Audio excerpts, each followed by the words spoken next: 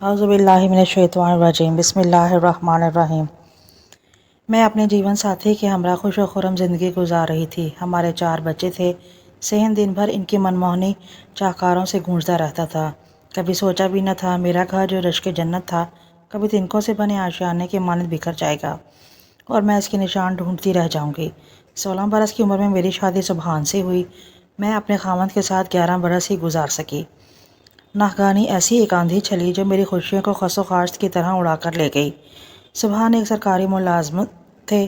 ہم لاہور میں رہا کرتے تھے۔ وہ ہمیشہ مجھے خوش دیکھنا چاہتے تھے، لہذا زیادہ روک ٹوک نہ کرتے۔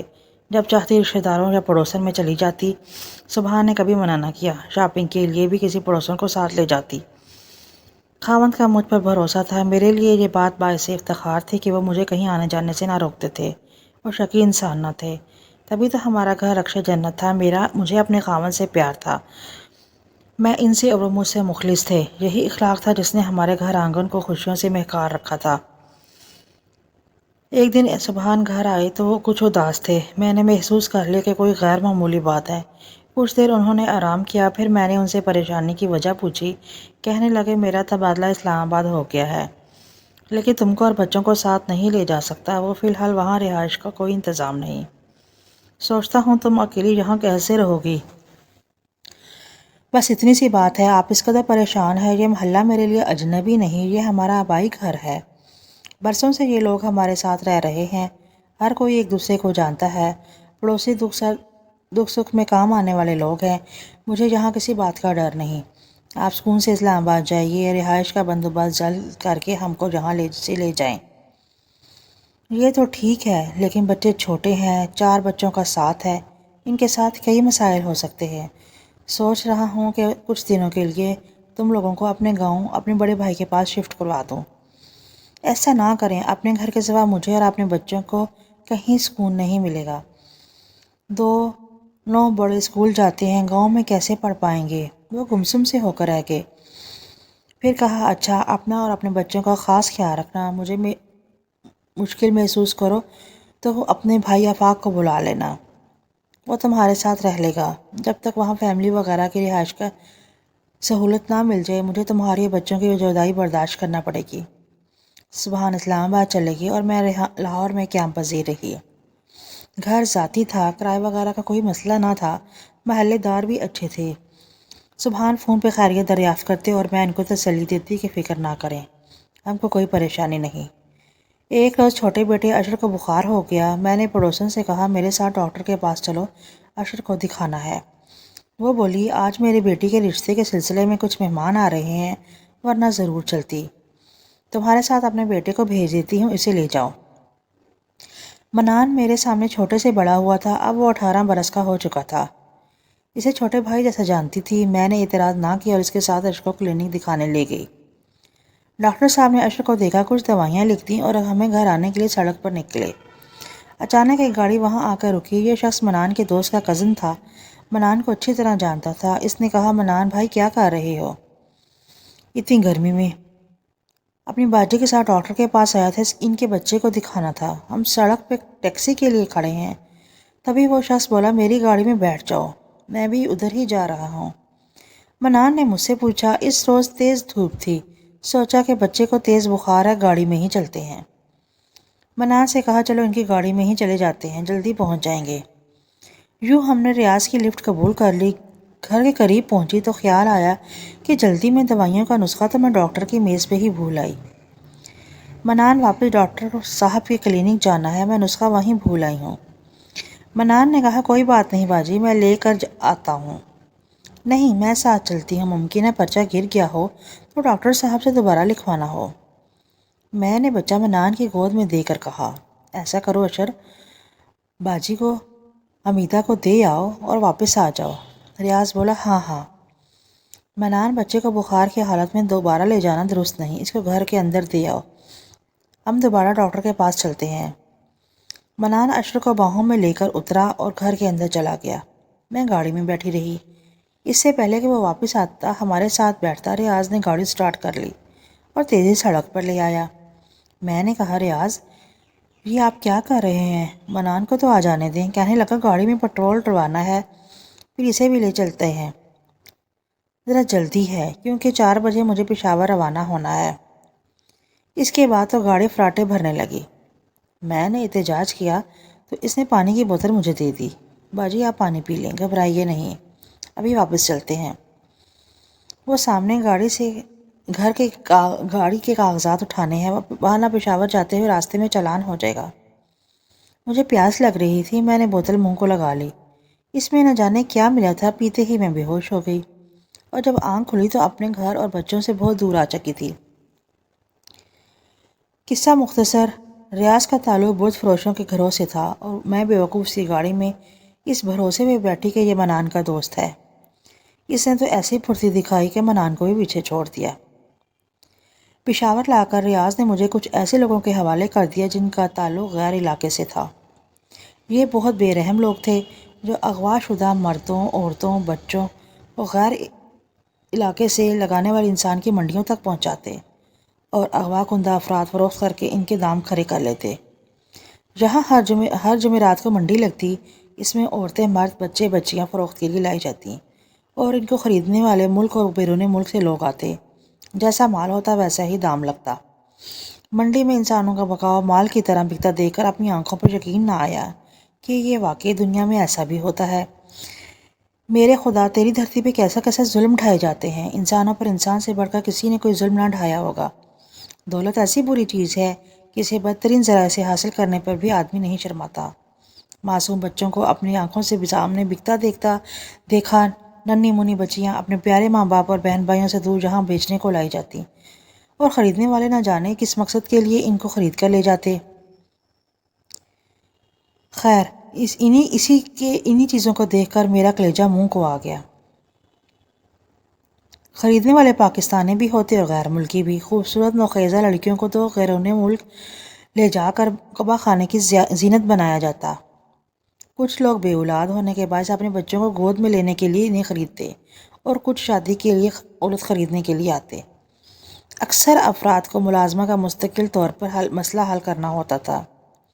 ایک شخص جس نے میرا سودا طے کیا لاہور ہی کا ایک امیر غریب آدمی تھا، یعنی میرا ہم وطن۔ میں ان کے ساتھ گاڑی میں لاہور جا رہی تھی۔ اس نے راستے میں بتایا کہ شکر کرو ہم تم نے کسی برے مقصد کے لیے نہیں لے جا رہے۔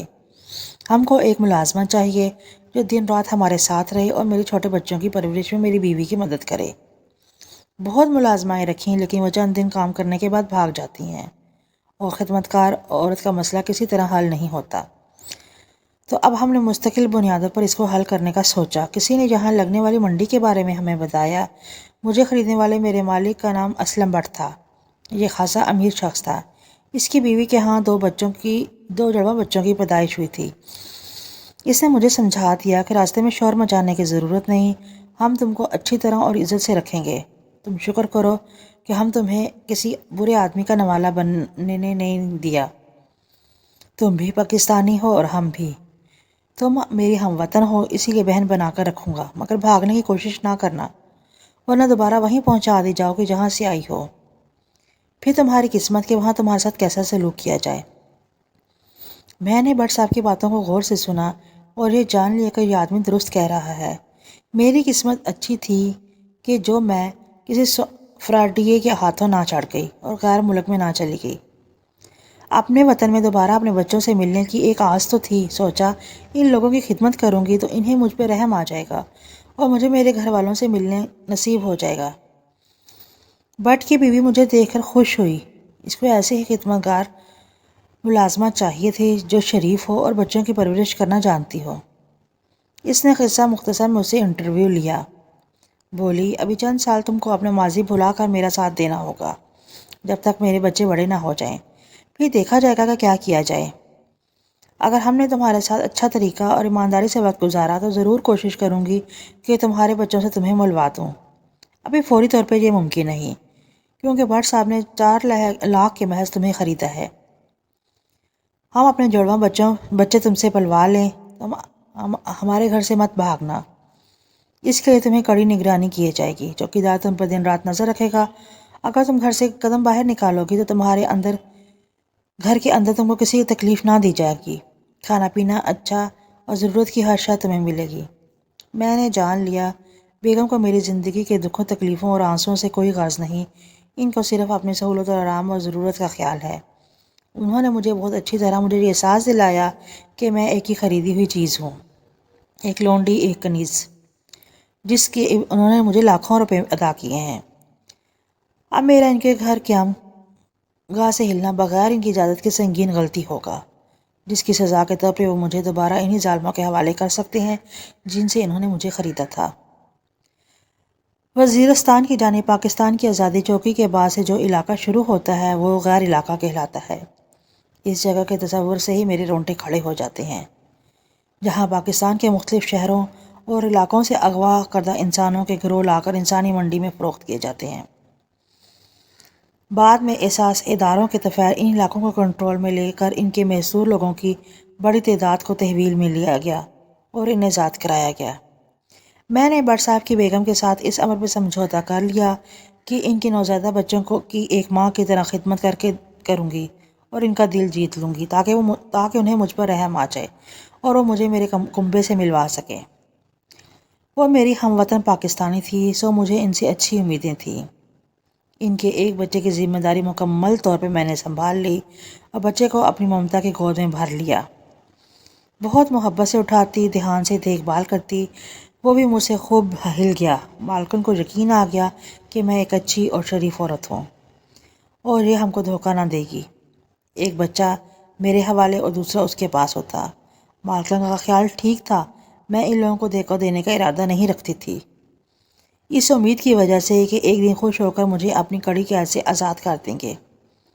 میں ان کے گھر کا ایک فرد بن چکی تھی، ان کے بچوں کی پیار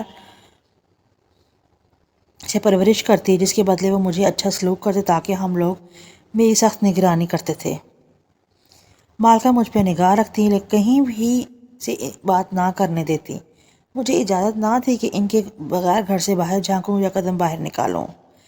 گھر آنے والے مہمانوں سے بھی کلام کی اجازت نہ تھی۔ کتنی بڑی بے نصیبی تھی۔ میرا گھر جہاں سے تھوڑی دور ہی تھا، میں اپنے گھر بچوں کے پاس نہیں جا سکتی تھی اور نہ ہی کوئی پیغام بھجوا سکتی تھی۔ کبھی کبھی اپنے بچوں کو اس قدر یاد ستاتی کہ جی کرتا جہاں سے کسی طرح بھاگ نکلوں۔ بعد میں جو دیکھا ہوگا دیکھا جائے گا۔ کیا خبر صحیح سلامت اپنے گھر تک پہنچ جاؤں، اپنے شوہر اور بچوں سے مل جاؤں۔ پھر ان عورتوں کے کرب سے بھرے چہرے یاد آ جاتے جن کی چیخیں کانوں سے ٹکرانے لگی تھیں، جو بھاگنے کی کوشش میں پکڑی گئیں اور دوبارہ بکنے کے لیے وہاں آ گئی تھیں جہاں میں رہتی۔ یہ 2 منزلہ گھر تھا۔ اوپر کی منزلیں بٹ صاحب کے سب سے چھوٹے بیٹے کے ساتھ ہوتی۔ ایک آدھی شب رات کو جب میں ان کے بچے کے سینے سے لگا رہی ہوتی، دل میں ہول سی اٹھ رہے ہوتے اور مجھے اپنے بچوں کی سسکیاں سنائی دینے لگتیں۔ یوں لگا جیسے کہ وہ مجھے یاد کر کے رو رہے ہوں اور راتوں کو اٹھ کے مجھے گھر کے آنگن میں ڈھونڈتے پھرتے ہوں۔ تڑپ کے اٹھ کے بیٹھ جاتی۔ اس وقت میری ممتا پوری طرح بیدار ہو چکی تھی، بےتابی سے کمرے کے چکر کاٹنے لگی۔ بٹ صاحب کا بچہ مجھے اپنے ساتھ نہ پا کر کم سمایا اور میری قدموں کے آہٹوں سے بچے کی آنکھ کھل گئی۔ میں نے دوبارہ تپکا کے سلا دیا۔ میں مین گیٹ سے باہر نکلنا ناممکن تھا۔ میں نے کھڑکی سے جھانکا اور بلندی کا اندازہ کیا۔ میں پچھلی طرف سے نیچے اترنے لگی۔ کھڑکی سے نیچے دیوار پر اینٹیں فاصلے سے اس قدر لگی ہوئی تھی کہ ان پر سنبھل کے پاؤں رکھنے سے نچلی منزل تک جایا جا سکتا تھا۔ ابھی تھوڑا سا فاصلہ صرف باقی تھا کہ میرے پیر خلل میں اٹک گیا اور میں دھڑم سے گر گئی۔ دراصل جہاں پہنچ کر اینٹیں ہی ختم ہو گئی تھیں۔ رات کے اندھیرے میں نیچے کی طرف جھانک کر اس بات کا اندازہ نہ کر سکی زمین سے 6 فٹ اوپر اینٹیں نصب نہیں ہیں۔ یہ میری خوش قسمتی تھی کہ وہاں چارپائی بچھی ہوئی تھی اور میں اس پہ جا گری اور مجھے چوٹ نہ لگی۔ تب میں نے دیوار کے ساتھ چارپائی کو کھڑا کیا اور اس کی مدد سے گھر کی پرے کود گئی۔ یہ پڑوسی کا گھر تھا۔ آہٹ پر ان کا نوکر ان کی بیوی جاگ اٹھے۔ وہ دیوار کے قریب غصبی صحن میں چارپائی ڈالے سو رہے تھے۔ انہوں نے مجھے پکڑا۔ میں نے ہاتھ جوڑ کر کہ میں چور نہیں ہوں، ایک بے بس مظلوم عورت ہوں جو ان لوگوں کی قید میں ہوں، کہا کہ خدا را شور نہ مچاؤ، میں سارا حال بتاتی ہوں۔ میرا احوال سن کر وہ بھی رو رہے تھے اور میں بھی رو رہی تھی۔ وہ مجھے سرونٹ کوارٹر میں لے آئے۔ عورت نے اپنے کپڑے دیے جو میں نے پہنے اور اپنا لباس وہیں ہی پھینک دیا۔ انہوں نے مجھے کرایہ بھی دیا۔ راتوں رات گھروں سے چلی گئی۔ گھر کو تالا لگا دیکھا، گھر کے باہر تھلے پہ بیٹھ گئی، یہاں تک کہ فجر کی آواز سنائی دی۔ ہزاروں آرزوئیں دل میں تھیں، خوشی کے آنسو تھے، خوف سے مل کر عجب احساس دلا رہے تھے۔ میں نے اجڑی ہوئی دہلیز کو پار کیا، مگر وہاں تو دھول اٹھ رہی تھی۔ صبح کا نور پھیل چکا تھا اور در پر تالا میرے منہ چڑھا ہوا تھا۔ سبحان اور 9 بچے وہاں نہیں تھے۔ میں نے کلیجہ تھاما اور پڑوسن کا در بجایا۔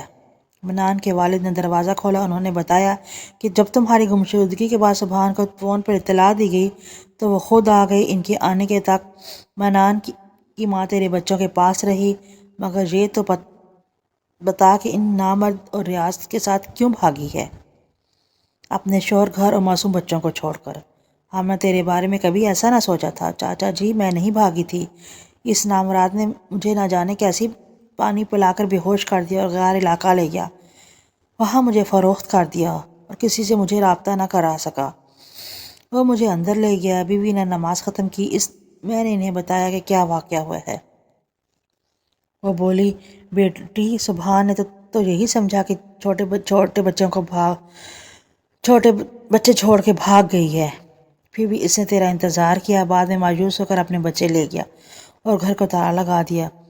تالے کی چابی البتہ ہم کو دے گیا کہ شاید تم لوٹ کر آ جاؤ۔ میں نے روتے دل کے ساتھ تالا کھولا۔ جہاں آنگن میں دھول اٹھ رہی تھی اور مکڑیوں نے کمروں میں جالے تان رکھے تھے، گھر کے ایک کونے میں میرے بچوں کے کھلونے پڑے ہوئے تھے، جن کی خاطر جان کھیل کر بھاگی تھی۔ ان کی صورتیں بھی دیکھنی نصیب نہ ہوئیں۔ منان کے والد نے سبحان سے رابطہ کیا۔ انہوں نے میری پاک دامنی کا یقین نہ کیا اور کہا کہ آشیانے چھوڑ دیا ہے تو اب لوٹ کر آ گئی ہے، اس کو کہو کہ میرے گھر میں اس کے لیے جگہ نہیں۔ بچوں کی خاطر میں نے اس کو قبول بھی کر لوں تو میرے والدین، رشتہ دار اور سماج قبول نہیں کرے گا۔ جہاں سے آئی ہو وہیں چلی جاؤ۔ صدمے سے اتنی بیمار پڑی کہ موت آنکھوں کے سامنے رقص کرنے لگی۔ خدا ترس لوگوں نے علاج کروایا۔ سب یہی سمجھتے تھے کہ میں نے شوہر اور بچوں سے بے وفائی کی ہے۔ سبحان نے یہ گھر میرے نام کر دیا۔ آج بھی اس گھر میں رہتی ہوں، اس امید کے ساتھ کہ کبھی سبحان معاف کر دے اور لوٹ آئے۔ محلے والوں کے کپڑے سی کے گزارا کرتی ہوں۔ اوہ، عورت کی بھی کیا زندگی ہے۔